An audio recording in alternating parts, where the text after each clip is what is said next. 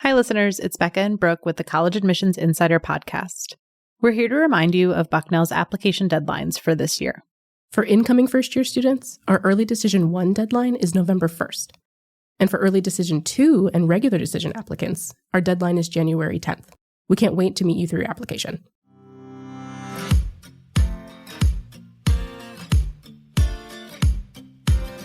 We all know the scene. A family car pulls up to a cluster of old brick buildings, and out jumps a bright-eyed student and their visibly anxious parents. After a drawn-out goodbye filled with long hugs and "I'll be fine," the family car drives off, leaving the student to start this exciting new chapter in their life called college. Plenty of first-year students will experience a move-in day like in the movies, but many others won't, opting to live away from campus and commute to their school instead. I'm Becca Haupt-Aldridge, and in this episode of the College Admissions Insider, we'll be covering the ins and outs of residential college life versus commuting to college. I'm Brooke Thames, also from Bucknell, and today we'll talk about what distinguishes a quote-unquote commuter school from a quote-unquote residential one. What should high schoolers who want to commute look for in a school, and how can they engage in campus life? And what's the value of participating in a residential experience on a college campus? And here to break all of that down for us are Bucknell's Director of Residential Education, Jackie Cetera, and Community Director, Key Sims. As the Director of Residential Education, Jackie works to cultivate a supportive living experience and facilitate learning and growth for students in residence halls. As a Community Director for the South Campus Apartments and Swartz Hall, Key actually lives on campus among the students as a professional staff member. She supervises student residential advisors and develops opportunities that enhance academic success, community engagement, inclusion, and so much more. Welcome to the podcast. Yeah, we're really excited to be here. Let's jump in with the essential question. What distinguishes a commuter school from a residential school? One of the biggest differences between a commuter and a residential school is really just that. A residential school has students living and learning all over campus. On a commuter campus, students are coming to class, and then typically they leave campus for the day. When students commute, they're often focused on driving, parking, and getting to where they need to go, where residential students have access to support and resources pretty much all of the time and don't have to focus on mapping out their day as it relates to the logistics of getting to campus and then actually starting their day. Yeah, I think for residential schools in particular, we're seeing students who are being offered the opportunity to engage inside the classroom as well as where they live. So they're being able to take advantage of like the programming that's happening in the halls and just engaging with students who are also starting that journey with them. Whereas for community students, it's more so of a focus sometimes on academics, coming and going. And sometimes just from that experience, they might miss pieces that come a little bit more natural to residential students because they're living in spaces that they're also learning in. And these aren't kind of distinct categories without any overlap, right? I mean, the schools don't come in one size. You know, commuter schools could be a community college, but also could be kind of the big state school where there are tons of students living on campus as well, right? Yep, absolutely. So let's talk more about the decision to commute. What are some of the reasons a student would consider traveling to campus as opposed to living there? Yeah, I think the first thing that comes to mind for me is finances. Of course, when students are looking into what school is going to end up being their little 4-year home, they're thinking about tuition. They're thinking about the expense of having to live on campus. And for some students, it might not be realistic for them to be able to take advantage of living in a residential hall and having to pay for that expense during their first year. So a lot of the times you'll find that students who maybe just have to have a transparent moment about, I want to go to my dream school, but I might not be able to pay to live on campus. They'll take advantage of an option like being a commuter because it still allows them to be able to go to the school that they've been dreaming of while also still being able to really afford that expense of just being in college and not having to think about the housing piece so soon. And does being a commuter student mean you'll automatically spend far less time on campus than your peers? I remember having friends in college who commuted, and you would never know it because it seemed like they were there all the time. Yeah, not necessarily.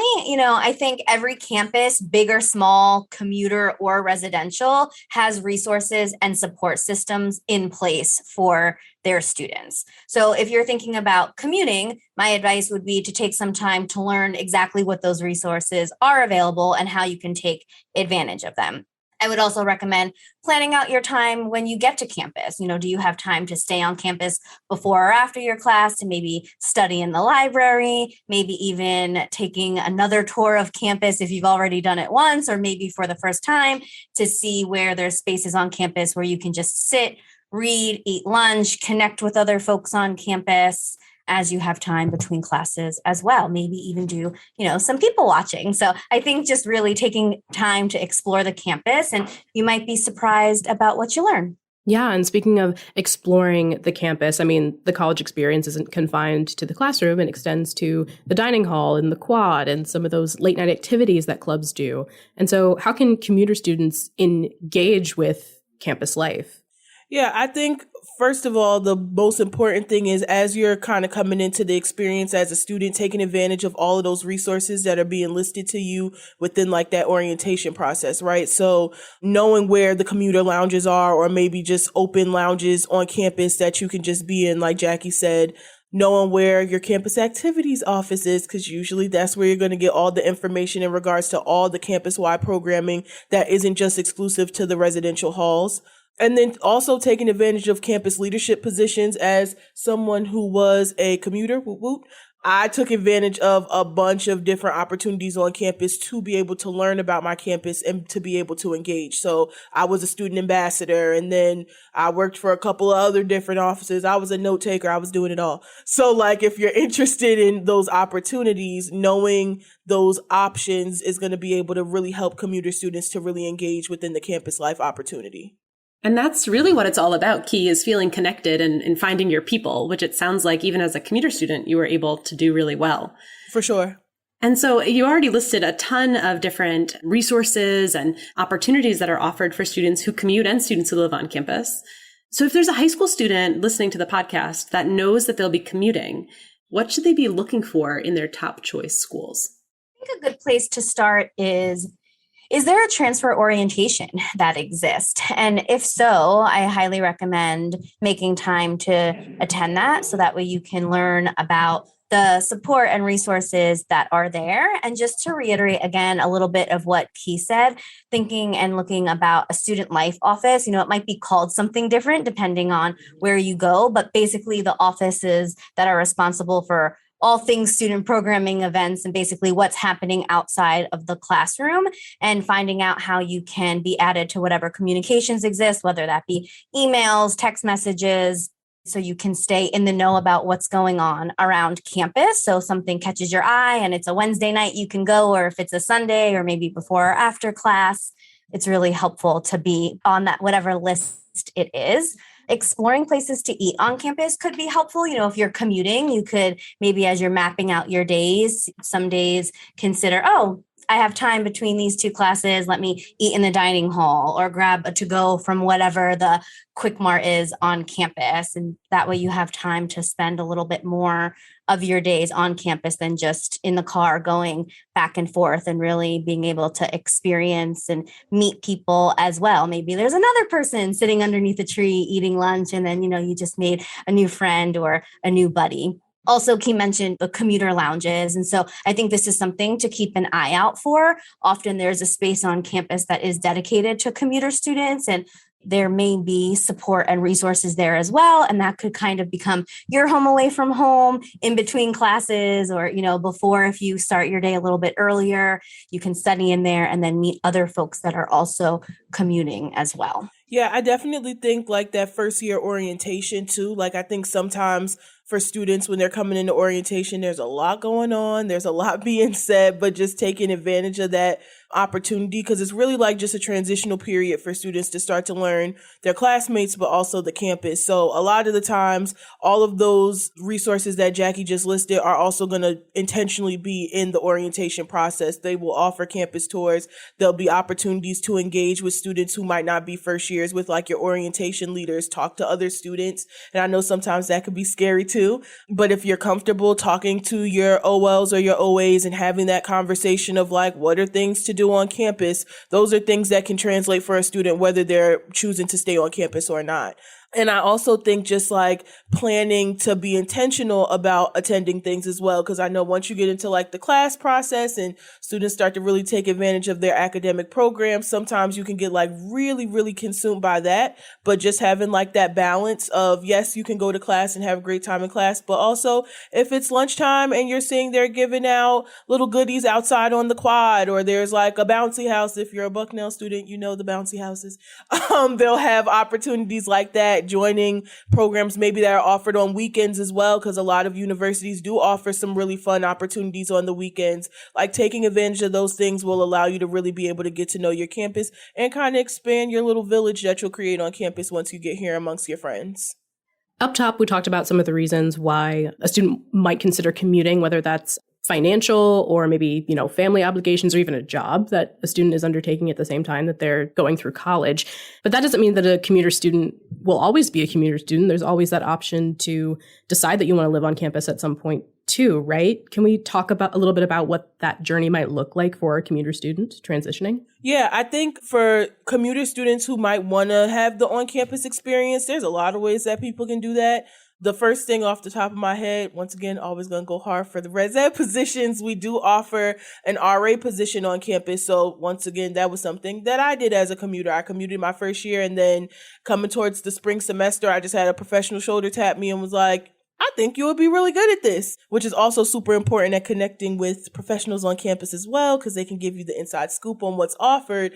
If students would like to be RAs live on campus. They're also probably one of the most engaged students within the residential experience. These are students who are choosing to take a leadership position where they're helping students to transition into being on campus, but they're also in charge of the programming and different aspects of living in the halls. So it's almost like a fresh new experience for everybody involved. Like I know for me, I felt like I was learning with my residents, but it also created a really nice space to be able to kind of like join this journey with students. Whereas sometimes with our RAs who have already lived on campus, they have all the answers. I'm learning the answers with my students, and that can be like a really empowering and fun opportunity for commuters as well. So there is nothing wrong, even if you're not living on campus, with stopping by the residential education office and talking about the options that they provide in there as well. Some offices also offer other programs, so you can get to learn that office as well. So like desk assistant programs, sometimes I know we had desk assistants that didn't always live on campus. They were also commuters as well.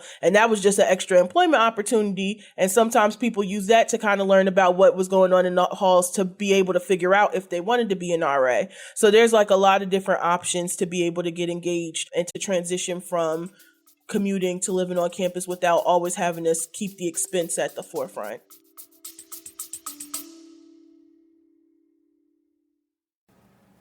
Hi listeners, I'm Mia Mesger, an admissions ambassador at Bucknell University.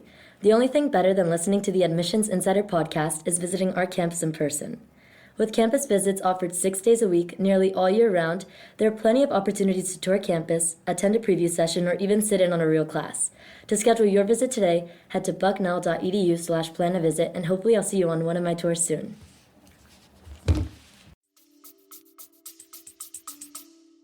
So let's dig in a little bit more into the opposite end of the spectrum, which is that residential college experience. At Bucknell, on-campus housing is guaranteed for students all 4 years, and we really pride ourselves on the rich residential life that we have here. So can we talk about what the value of living on campus is at a school like Bucknell? Here at Bucknell, our entire campus is truly a classroom. Living on campus will provide you with opportunities to make new friends and learn from faculty and staff, both inside and outside of the classroom, which I think is really important to mention. We're committed to providing intentional and deliberate educational experiences that truly support the academic mission of the university.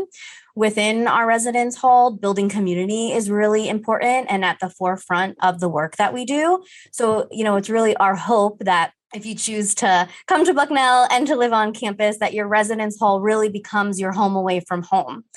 We really strive to provide, again, these educational opportunities in these environments of the residence halls where learning and growth is among one of our top priorities. And so that shows up in programs and events that really focus about or around academic success, leadership, diversity and inclusion, and of course, wellness.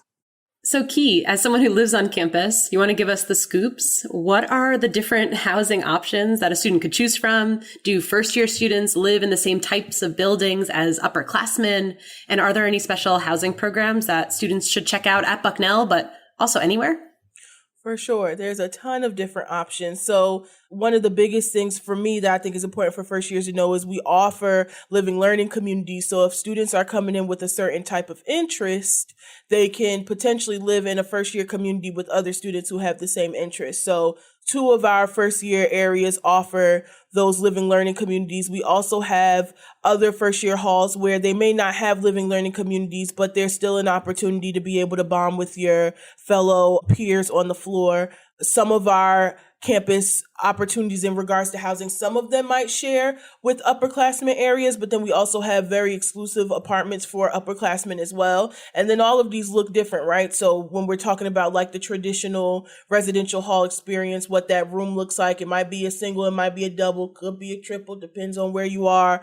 As you kind of work your way up the totem pole, there's apartments offered. So if students really like to cook, they can do that. There's always a kitchen regardless of where you go. But if you want just like that in-house cooking feel, some of our apartments offer that. We also offer houses. We offer affinity programs. So kind of like those living learning communities, affinity houses are typically themed housing for students to be able to live in. And that could look a ton of different ways. We have somewhere for students who might be coming from international areas and would like to live amongst other international students. We have a bed and breakfast house. Like it can range from different things. So it definitely depends on what students are looking for. But when you come in, at least as a first year, there is that option to be able to engage in like a living learning community versus in a community that might not have the living learning, but still offers you the opportunity to bond with your floor mates. Yeah, it sounds like there's a wealth of opportunities and different options there for students at any college, really. And so, Key, you also mentioned all the things that commuters can do to engage on campus, but let's flip it around and maybe Jackie can tell us a little bit about what engagement might look like for a student who does choose to live on campus 24/7. Yeah. So again, the campus is really your classroom when you're a residential student. Residential students have access and the convenience really to all of these resources, like you mentioned, really 24/7 around the clock. So for example, if you're not feeling well, you can walk over to the student health office, and make an appointment or just walk in if they're not feeling well. If you are needing to chat with a faculty member, you can just kind of more or less roll out of bed and walk across campus into their office and chat with them during office hours. Engagement for residential students, it's just always available. If somebody wants to talk, maybe somebody's struggling with something or just needs somebody to talk to, there's always somebody available, whether that's in person or over the phone. And of course, when students come to live with us or wherever you would live on campus, you would learn all about that and what all of the support and resources really are. Again, just living on campus and being a residential student, you're literally living and learning in the spaces, right? So your room might be on one side of the hallway and across the hallway, there's a lounge where you're studying or where you're meeting for a club organization. And so it's just all kind of intertwined just so you can live and learn and sleep and make new friends. And, there's just so much more. Jackie, you covered so many great support systems from faculty office hours to student health and the counseling center and the level of support that student RAs provide to their halls. I mean, it really seems like students are super well taken care of when they live on campus and when they commute. So what resources or opportunities should high schoolers be on the lookout for as they begin their college search process? What might signal to them either on a website or on social media or as they start to get emails and communications from a college or university that they might have a residential program that's a really good fit for a student? Social media is a big one. At this point, if students really want to learn about the residential experience or even just about like the residential office, it's a great opportunity by following the social media pages. A lot of the times I know here at Bucknell, we'll have like RAs do Instagram takeover and they might walk students through their day and what that looks like for them. We're showing people what we're doing in the halls by posting flyers and posting pictures and videos of the programming that's happening within those spaces. We also offer different types of leadership experience in the residence hall. So if students are interested in things like hall council, that's a great opportunity for residents to be able to kind of immerse themselves in leadership without being an RA, kind of almost like an intro to what leadership in the residence halls might look like and being able to advocate for different experiences. I can't express how important it is for students to know where those counseling offices and campus safety is another really big one if students are trying to just kind of figure out whether or not they feel safe in the new experience, because I can absolutely empathize with just being in a new space and kind of feeling like you need that extra feeling of security, especially when you're leaving your parents, right? So getting to learn the officers who are in public safety and meeting them and introducing yourself if you're comfortable, going to the counseling center if you'd like just help with transitioning and being able to talk some of those things out. But there's a ton of different resources and opportunities for students to kind of get to know whether or not, one, they'd like to live on campus at whatever college they're experiencing, but also what that actually would look like if they're coming into that experience and what opportunities we're offering for them in a residential experience. Yeah, and you mentioned students leaving their parents there. And, that makes me think that these resources are not only important to students who, like you said, will be kind of venturing off into the next phase of their life independently for the first time, a lot of them, but also to the parents who are dropping their kids off at school and really trusting that the university is going to care for their kids. And that applies to residential students as well as commuter students. And so what should parents ask and what should they be looking for from a school or university as they partake in this process? Parents should really start by asking what offices and resources exist specifically for parents. There may be a parent and family office that they can get involved with or specifically ask their questions to. I also think it's important for parents to engage in conversations with their students. Parents should first start by having conversations, asking about what their student is most excited for about college. And then also thinking about and understanding that it's their student's journey and how they as parents can be a partner in that. Engaging in a conversation to talk about some expectations could really be helpful. For example, how often do you think that we'll talk on the phone once you go away to college? Or specifically asking about what they're excited for, or even maybe what they might be fearful about. Jackie, I loved how you described the parents as a partner in the process. I think that's such a really unique way to look at it. And you're right, setting up those expectations from the beginning are super important. I can imagine a situation where a family member is trying to get in touch with their student and the student might just be sleeping in. I think we've all certainly dealt with situations like that in the residence halls before. So there's so much to discover and explore at college for both commuter students and residential students. Let's close by taking a look at how can a student prioritize their needs about what they want to get out of a college without the fear that they might be missing out if they choose one direction or the other. I'll start by saying your college experience is what you make of it. As you prepare, it's important to have some goals and expectations, but it's also important to allow room for things to not always go as planned. So I would just encourage you to think about what it looks like to step out of your comfort zone and think about how you'll make some new friends. And most importantly, ask for help when you need it. Yeah, I definitely agree. I think that for students coming into this experience, I think that there's something to say about prioritizing your work-life balance and starting that as a young adult. Of course, once again, you're here to get a degree. You're here to pursue your dreams in regards to your career, but you're also here to build a village and to be able to take advantage of resources that'll help you become a more well-rounded young person as you transition out of this experience. I could probably speak for anybody who works in higher ed when I say when we commit to this work, we're committing to students because we want to make sure that students feel like they were fulfilled in this experience and they got to see every aspect of this college experience. Oftentimes we're thinking about all of the amazing things we did in college and how we would love to have that shared experience with our students coming in, and they can leave out saying, wow, these were the best 4 years, or I had my highs and lows, but I learned so much out of this experience. So don't be afraid of the process. Know that there's plenty of people in the room who are thinking the same thing, crap, this is new. It's a new situation. I'm scared. I don't know what's going to come of it, but there's so much to learn and so much to do. And also pace yourself. Don't feel like you have to do everything within your first year. you got 4 years. Take advantage of those 4 years, spread it out. If you want to, focus in on academics 1 year and then the next year you want to get super engaged and maybe you want to join the organizations, join the fraternities or sororities or other non-Greek affiliated organizations on campus. Like, there is no limitation to what you can do within these 4 years. You just take advantage of what you want to do, plan, be intentional, and have a good time and have fun. Yeah, no matter how you decide to shape your college experience, there's so much support there and different paths that you can travel down in college, for sure. Well, that's a great note, I think, to end this episode of College Admissions Insider. Thanks again to Key and Jackie for lending their insight into this important aspect of the college admissions process. Thanks so much for having us. Yes, thank you. I think our students are super lucky to have both of you working in our residential education office. So thanks for being here.